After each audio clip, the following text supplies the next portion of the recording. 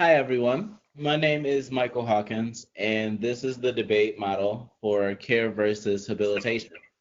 This will be an informal debate consisting of myself, who will act as the introducer and fielder.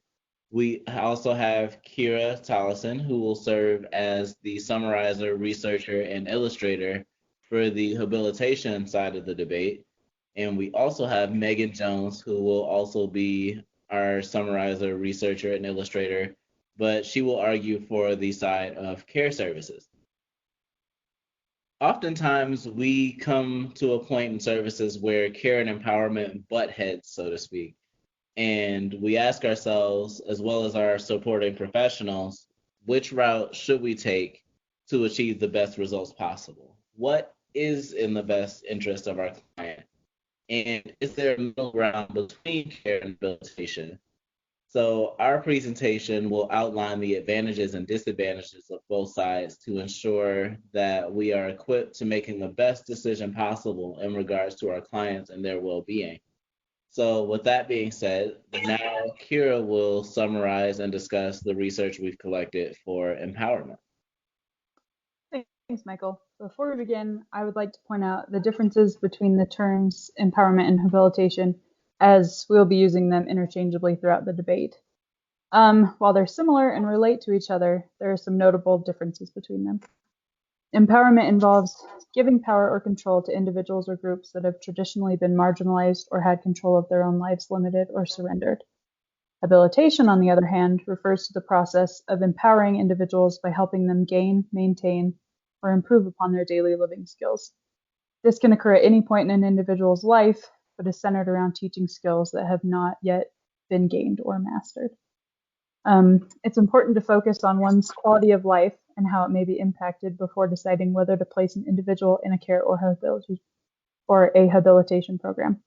While it's fairly apparent that care programs are more likely to be successful when it comes to individuals with moderate to severe disabilities and the elderly, since many of them are unable to participate in daily living skills due to more debilitating conditions, habilitation programs are likely a better option for those with mild disabilities and those in other populations, such as neurotypical children and teens that weren't taught these skills by their parents, homeless individuals, women escaping abusive relationships, and veterans. Many people in these demographics lack skills that would allow them to have a high quality of life, anything from basic hygiene, employment, money management, safety, and relationship skills. Habilitation programs are able to address these skills and help these individuals improve upon them.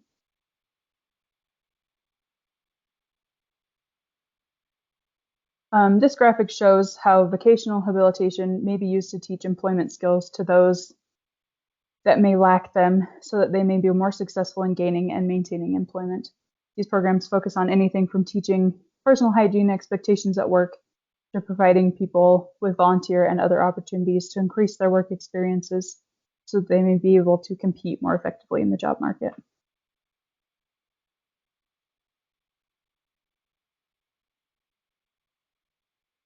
It is best to place individuals in programs that will allow them to improve upon and later maintain a higher quality of life.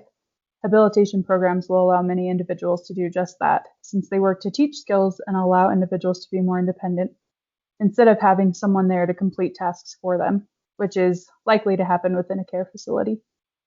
Having worked in a care facility for several years now, I know from experience that while we attempt to implement programs that will teach individuals these skills, they know that they have staff around that will complete the tasks for them if they refuse, because it's our job to do so. This causes these individuals to become dependent on their staff and will make it difficult to transition out of services later if they and their families decide this is the best decision for them.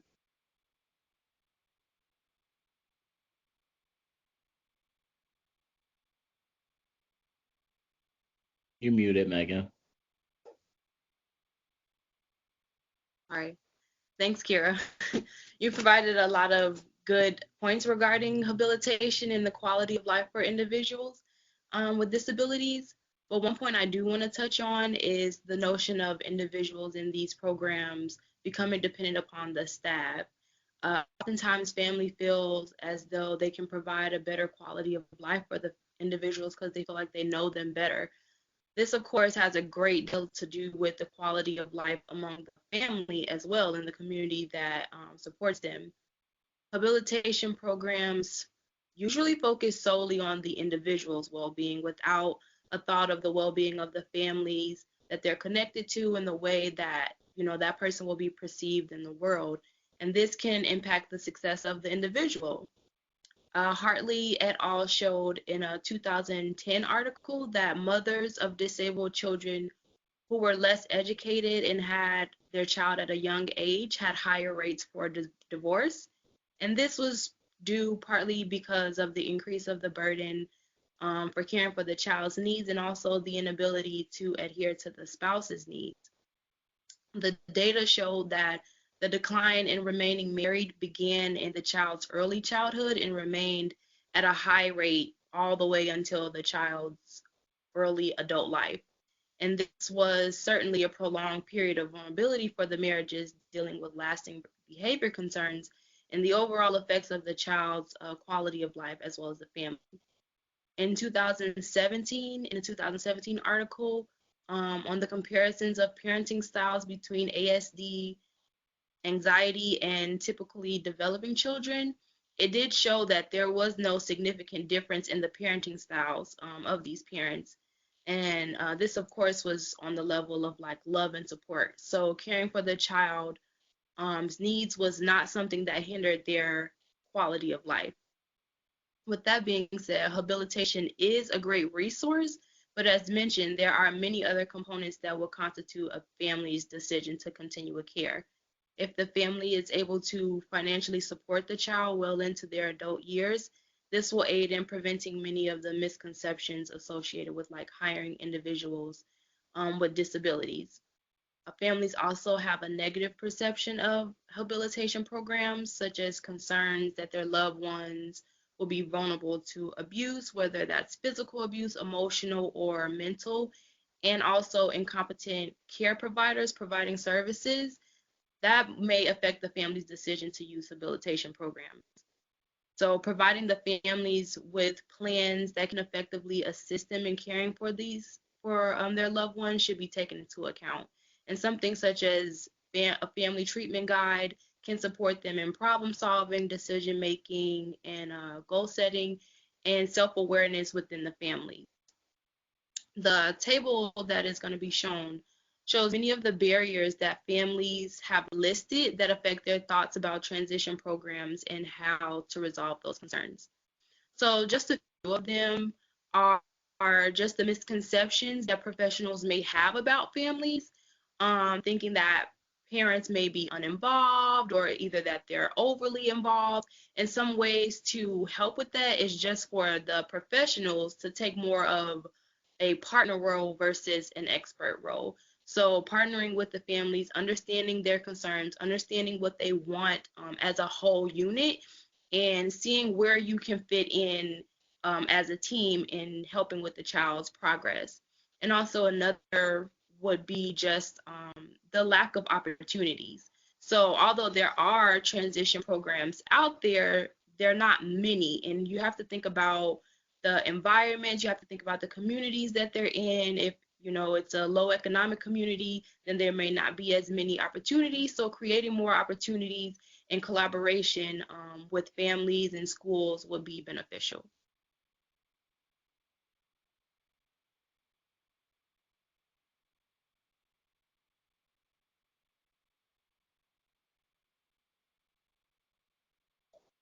Kira, firstly, I appreciate your explanation on the differences between empowerment and habilitation. Making that clarification is paramount because I, as well as many others, assumed that the terms were directly interchangeable.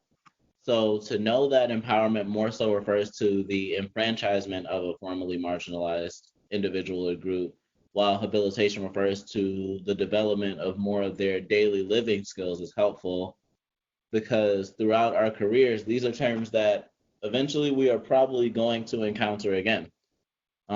As far as the quality of life for those who receive habilitative services, I do agree that their quality of life is likely higher than those who receive the services of care programs, and that's because of the promotion of greater independence. I also agree that habilitator services would be much better suitable for neurotypical populations such as those listed, but I don't want to undermine the effectiveness for people who do have special needs. For example, I had a client in the past with mild autism who had very few interests, and his team of professionals, including myself and his parents, we were able to encourage him to try cooking a couple things at home. Like, for example, we taught him how to make a grilled cheese, and just cooking became something that he loved to do. And because of that, we were able to cultivate that and encourage him to actually enroll in cooking classes. And he liked those cooking classes so much that now he aspires to go to culinary school after he finishes high school. So I understand that while his case is only one among many, it shows that these programs could be just as effective for one with special needs as it would for their neurotypical counterparts, although it is admittedly less likely. And Megan, thank you for providing the literature regarding the quality of life for the families who care for individuals and how that quality of life affects the quality of the care that they receive. I feel as if through the debate of care and empowerment, we tend to focus solely on the one receiving those services, but we don't really take it into account the environment in which will affect the quality of those services. So I do appreciate how you brought that to the table. Um, and I do agree that habilitation doesn't focus on those people around the individual, which, like I said, could lead to a lower quality of life as time progresses. But I do wonder if it's possible that the family's quality of life could be improved by the client receiving those habilitative services and are able to do more on their own because that's less of a taxation against them. So once again, thank you both for your input in terms of quality of life. And now Kira will discuss the power of choice.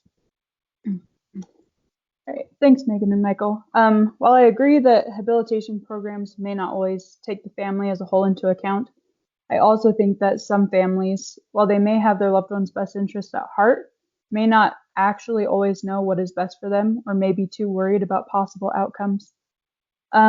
It's definitely important to take family members' thoughts and recommendations into account because they do know the individual better than some random professional that is just coming in and meeting them for the first time. But they may overlook some important skills that their family member may be able to learn because they may be overprotective and fearful of their child getting hurt, which in turn limits the opportunities available to the person. Instead of simply not allowing their loved one to participate in certain activities, they should work closely with professionals to come up with modifications or accommodations that will allow their family members the same or similar opportunities as their neurotypical peers. One major way in which we can empower individuals with disabilities, as well as those without, and increase their autonomy and self-determination is through the power of choice. Giving people choices about what they want to do in their lives and how they want to do it is certainly a way to empower a person. If your power of choice is taken from you, you're most likely going to feel very disempowered and as though you have no control over your life, which happens a lot to individuals with disabilities in care provision. So an individual's skill repertoire certainly needs to be taken into account when giving them choices to ensure that they can make informed decisions that will actually benefit them in the long run. It's likely that if you are able to make a choice about a skill you would like to learn, you'll most likely master that skill much faster than if someone else determines the skill that you'll be learning. It's also important that when an individual makes a choice about the way in which they want their life to progress, you support them in that choice and do everything you can to help them be successful.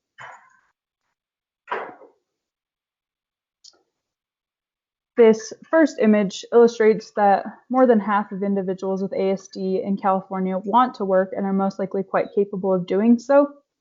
but only 17% of the individuals that responded feel knowledgeable enough about the resources available to them in order to pursue and be successful in employment opportunities. This is where a habilitation program would be helpful in teaching these individuals about what is available to them so that they may feel more comfortable in their choice to pursue some type of employment. This next image shows that only 16% of individuals with ASD in the UK are employed full-time, and only 10% of individuals that said they require extra employment support actually receive it. This certainly doesn't seem as though we as a society are doing everything that we can to empower those around us, namely those with disabilities, to live the highest quality lives that they can.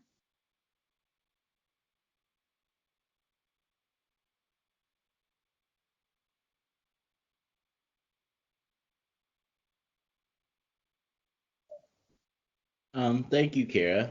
And I can agree that we are not doing as much as we could and should in terms of giving this population the information and tools that they need that would aid them in finding and maintaining employment.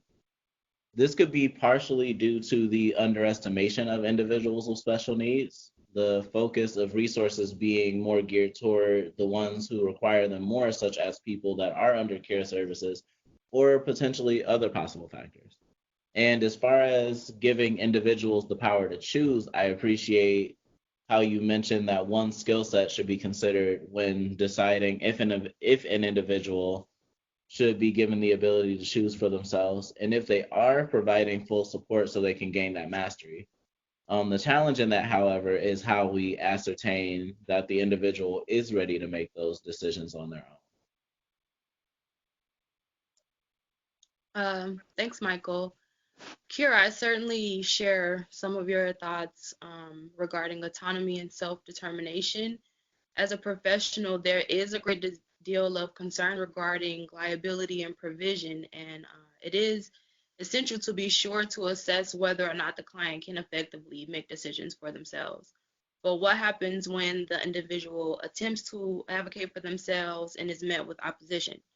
Waymer and Ward found in a 1995 study that many of the observed initiations made by students with disabilities went ignored by staff members, making it impossible to assess the level of autonomy when the notion is set that the individuals aren't able to make proper decisions. There's a great deal of misconceptions regarding people with disabilities and their ability to gain employment. As mentioned before, habilitation programs do a great job with providing the tools to the individual, but the concerns with many families are regarding the outside world. How will the world respond to them? Will they be able to sustain themselves? Are they capable of forming lasting relationships and bonds? Those are the types of concerns that they have. It's important to understand that the child could possess the skills, but the misconceptions of the world still may present barriers for them. Many of those misconceptions revolve around like the cost of accommodation for the disability through additional time invested in training them or even supervising them. In a 2017 study conducted by Scott et al., as of 2016, only 11% of adults with ASD held a full-time job in the United States. And this is even with habilitation programs. So where's the discrepancy? In order to close the unemployment gap, there has to be some type of understanding of the impact of the influence of external factors on employing adults with ASD. This table here shows the highest percentage of the reasoning behind employing an individual with ASD is through contact from an agency. Excuse me, but this does not show the support once the individual has the job. How will those around them respond to them? How will they support them in ensuring that they keep their jobs? This isn't something that is spoken about. There are laws in place to help close the gap, but that does not assist in supporting that individual after that. This can affect their esteem and can prompt their families to step in and assist the individual. With that being said, those who are incapable to make decisions independently can appoint someone they trust to support them in making decisions. Um, it is then when the families and clinicians have the responsibility to provide access to the care for the individual. The key to this is support. So if the individual is able to understand and conduct themselves in an appropriate manner, then they should be supported in making their own decisions.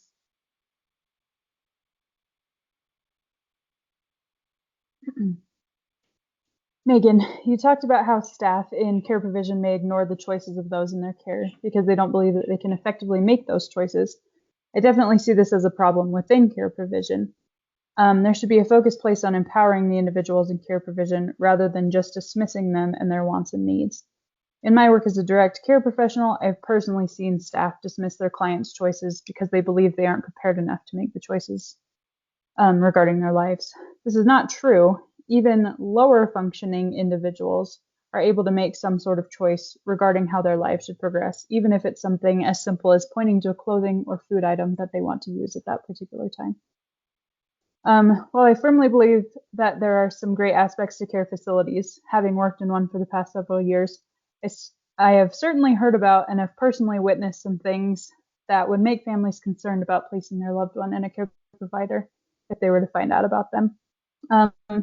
The fact that the company I work for has to teach a training course about abuse, neglect, and exploitation should tell you that those issues have obviously been a big enough problem in the care industry to warrant the training provided by my company and many others. An article by Marsland, Oakes, and White discusses these trainings. They seem to think that these trainings have more of an impact on responding to the abuse that has already occurred rather than preventing and protecting individuals from the onset of abuse. They also discuss how staff may miss the signs that an individual in their care may be at risk for abuse, that they recognize the signs but don't act because they're afraid of repercussions, and many won't report because they feel as though they don't have sufficient evidence to back up their claims. These are significant issues that need to be addressed and would most likely greatly increase people's views regarding care providers. I also feel as though it's important to discuss issues brought up in the 2018 article by Roberts et al. These issues have to do with individuals transitioning out of care. These issues include lack of knowledge of psychological services available to them, lack of knowledge regarding the importance of and how to set up doctor and dentist appointments, lack of knowledge about cooking, nutrition, budgeting, and finance, difficulty obtaining and maintaining employment, and not being able to deal with loneliness and depression that they may face upon exiting care. These issues all stem from never being taught how to do these things on their own and having their care providers there to aid them in the process or do everything for them. Because of this, they're going to need some sort of habilitation program in order to learn how to successfully navigate these obstacles anyway. So it's possible that they would have benefited more from being placed into a habilitation program in the first place, rather than in a care provider. Yeah, I share your sentiments on the concerns of care in residential facilities, Kira. There is a great debate about the level of care an individual with disabilities can and should access through the progression of their lives. And this refers to the long-term care received if they're in a residential setting or if they decide to continue to live with their parents into adulthood or if they live alone. But regarding care, it's important to remember that it's a team effort. So when the choice to continue with care is given, the community supporting that individual must take into account the level of provisions that will be given. Though there are a great deal of organizational support out there, we have to ask ourselves what's the quality of that support. So we still have significantly low unemployment rates for individuals with ASD. I mean, college is still very daunting for them due to the lack of specialized accommodations. We have to look into where these loved ones are supported. That's important. The Achieving in Higher Education with Autism Developmental Disabilities program at Carnegie Mellon University in Pittsburgh models how to effectively support individuals with different disabilities in higher learning. And they do this by developing individualized strategies to help manage their college careers independently. If this is happening everywhere, then lessening the restraints of care is likely. Many families want their loved ones to feel supported within habilitation programs, and if not, continuing to assist in care is imminent.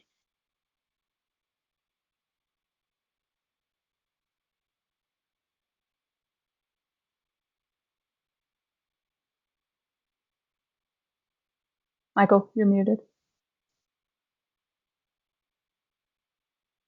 Thank you. Like I was trying to say, thank you both. And Kira, I like how you mentioned your direct experience and witnessing clients' preferences not being considered. I do agree that at some level preference should be considered, even if it's something as small as, for example, what color shirt they want to wear or where they would like to eat their breakfast or what they would like to eat for breakfast. And I feel this is the case because the more choices one can provide for the client, the more likely it is that the services that they are receiving will be successful down the line. Um, I also understand your sentiment about the fact that a client in care is in a very vulnerable position and could be subject to things such as abuse or neglect. And that's a scary reality that does exist in some cases. I don't want to undermine this concern at all, but because it is very serious, but I do believe that these trainings are more so in place simply to address that reality and not make it appear that it's something that is more likely to happen. It's always safe to assume that those trainings are necessary than to assume that they are not, because you can never just know what someone coming into the job already knows and what they don't. This is one of those things where it's best to have that all on the table before getting started, just to avoid potential situations down the line. And Megan, I can also understand your point that the quality of support available to individuals who are ready to explore their own ventures, such as college, is worth observing and questioning. For it's fact that employment rates for individuals with special needs is low. This could be due to ineffective support and sending them out on their own too soon, which could indeed lead them back into a care setting. But I do believe that this isn't the be all end all. Progress is not something that's always linear, and sometimes it does take a step back in order to take two steps forward. So, in other words, it's entirely possible that the necessary skills could be taught and an individual could transition back to a more habilitative setting, leading to that more independent life that we hope for them to have. So now I will field a few questions that we felt may come up during our presentation. The first being, what measures should be taken from a care perspective if an individual who is not ready to make their own decisions by transitioning age wants more of that autonomy? And to that, if that is the case, then this is something that should be discussed with the family. We should inform them of the individual's wishes as well as provide resources that could help promote that greater autonomy that they seek. If one isn't deemed ready by that transitioning age, that doesn't mean that learning stops. It doesn't mean that growth from there forward is impossible.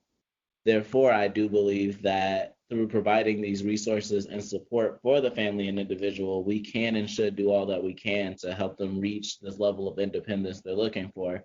And if they continuously are not ready after that, the next step forward would be based on the family's wants and their needs. The second question, we see that there are many intertwining concepts among care and empowerment. And could we list a more concise observation of how they overlap? Well, the most obvious overlap between care and empowerment lies in the fact that the main goal for both of them is to lay a foundation for creating the most successful life for the individual as possible. This, however, depends on the family's wants and needs as well as the client's ability. The two also overlap in that the acquisition of new skills is promoted and encouraged, although this is more so the case for services geared toward empowerment. Looking back earlier through this debate, I recall Kira talking about how in a care setting, it's more likely that you will see a client not perform these tasks or not even bother learning how to perform these tasks because they know that if they don't do it, someone else will do it for them. The third question, what provisions are set in place for families that want to discontinue services but is not beneficial for the client? As per the BACB Professional and Ethical Compliance Code, their services should not just be abruptly ended, and resources should be provided in order for the family to be able to continue to search for the resources that they and the client may need. It also states in the compliance code that services shouldn't be ended until a series of agreed upon criteria has been met. But of course, if it's specifically requested by the family to or the client to end services, then that's just how that has to be. And then other reasons that services could be terminated could be services showing no improvement for the client over time, or it's shown that these services are actually harmful to the client.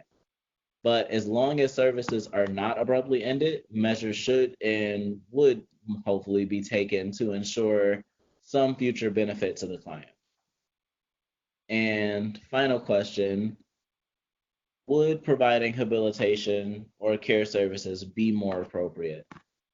And to that, I say this really falls on the wants and needs of the client.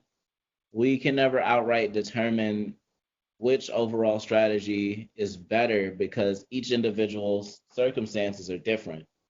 There are some who are capable of making their own decisions but lack the knowledge of how to provide their own care. There are some who have the same capability of making their own decisions but simply lack the self-determination to do so. And on the other side of things, there are some who lack the ability to care for themselves and would therefore be more benefited by care services. So all in all, there are pros and cons to both habilitation and care, which have been shown throughout this debate. And each of them should be carefully considered on a case-by-case basis, depending on what the client needs and what they are capable of doing on their own. So this has been our debate on care versus habilitation. Thank you very much for listening and have a great rest of your day or night.